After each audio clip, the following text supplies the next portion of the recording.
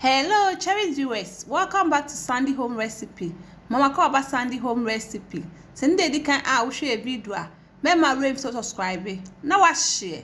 Now I like it. No me a notification bell no. Say the video be a better one Sabeka. To my returning subscribers, thank you so much for your support. Just a better homemade yogurt. You be use 1 liter of milk. Not the good saucepan obey a woman. We are the question jaso. Obenum saa kwotitama ebehu eye se temperature no so eye 90 degree enti wo thermometer obetimi da check woni thermometer so a ehu ya na watwe se edu 90 degree a na wayi afi eja no so now de akosi ensu a eye nwumu na se the temperature no so be reduce up to 45 degree se woni thermometer ni bia ahase ya wo de won side de ebetom se anshu mebra it means aye ready na wayi afi ensuo nim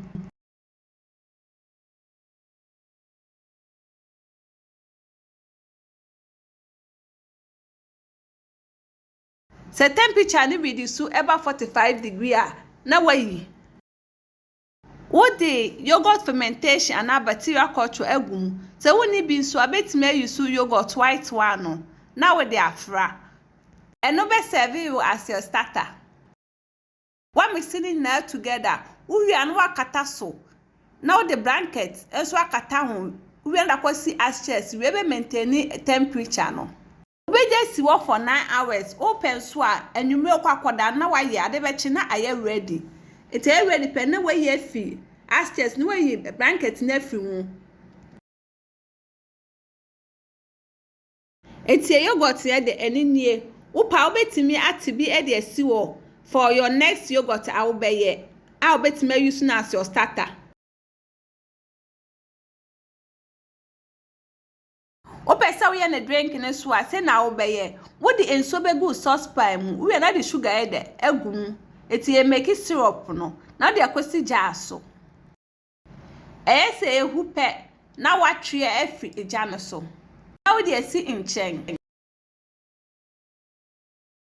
we strawberry jam or fresh strawberry na betime use be blend it so woni bi so betime use strawberry jam we ya na syrup na we esi wo no we de bi e de agumu no wa mix it na together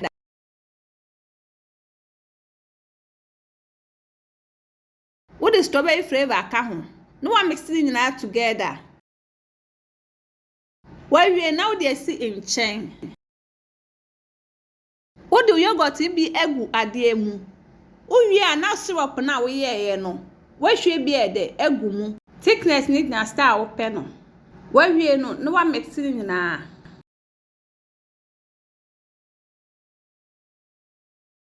wo mix wie na star na wo pe no se wo mpe de a wo de syrup na we esi wo no de kakra begum eti thickness need na star wo pe no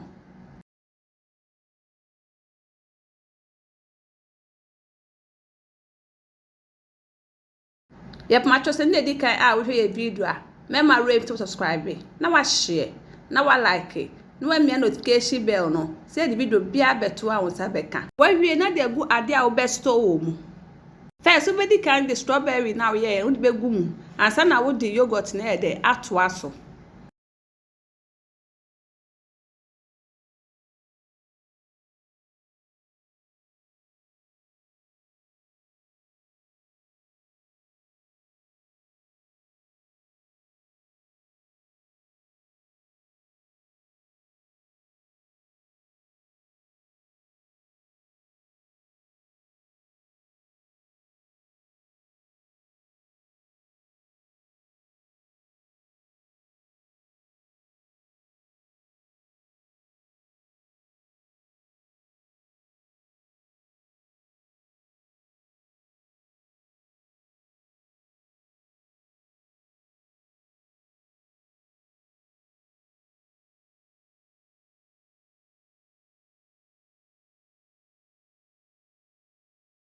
we are not kata so now wa store or fridge.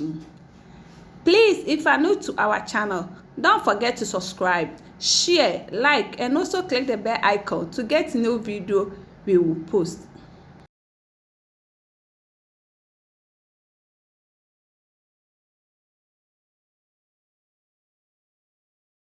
Now this our homemade yogurt. Please like this video and subscribe to our channel. Thank you so much for watching.